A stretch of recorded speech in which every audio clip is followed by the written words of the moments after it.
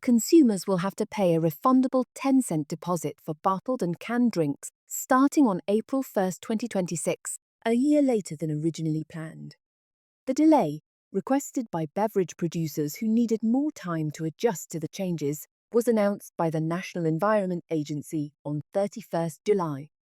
First announced in September 2022, the Beverage Container Return Scheme will require consumers to pay an extra 10 cents for bottled and canned drinks, with a full refund available upon returning the empty containers at designated return points.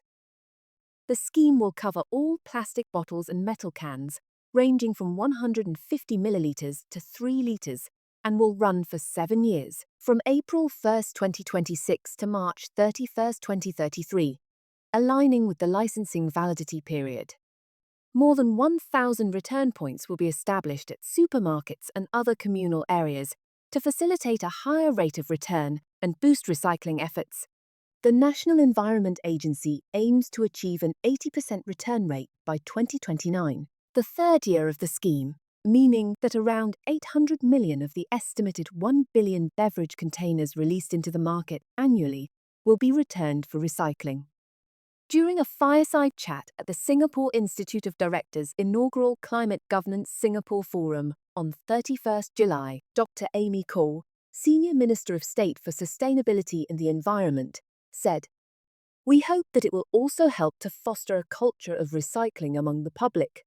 Divert these actually very valuable recyclable materials away from the incineration plant and our landfills." The scheme will be overseen by Beverage Container Return Scheme Limited, a not-for-profit company formed by a consortium of beverage producers, including Coca-Cola Singapore Beverages, F&N Foods, and Poca.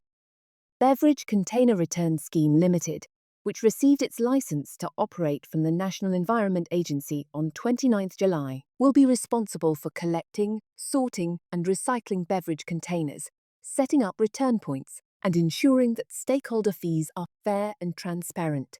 The company will also provide the start-up capital for the scheme's operations and maintain sufficient reserves for its continued functioning.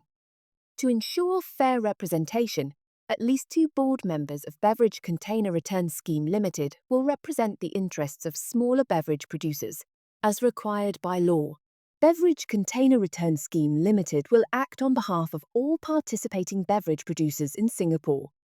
The launch was postponed to give beverage producers and retailers more time to design and implement the scheme smoothly. The consortium's delayed proposal submission also contributed to the postponement. While the scheme takes effect on April 1st, 2026, a transition period until June 30th, 2026 will allow the industry to clear older stocks, which are not eligible for refunds.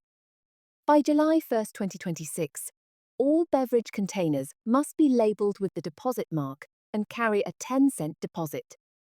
To raise awareness of the scheme, the National Environment Agency and Beverage Container Return Scheme Limited will organise outreach programmes and launch a website with information about return point locations and educational events. Our climate action efforts include promoting low-carbon solutions, reducing our waste generation through initiatives such as the disposable carrier bag charge.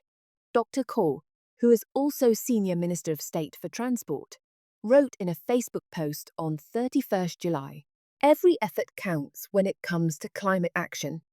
So let's do our part to continue building a clean and sustainable home for generations to come."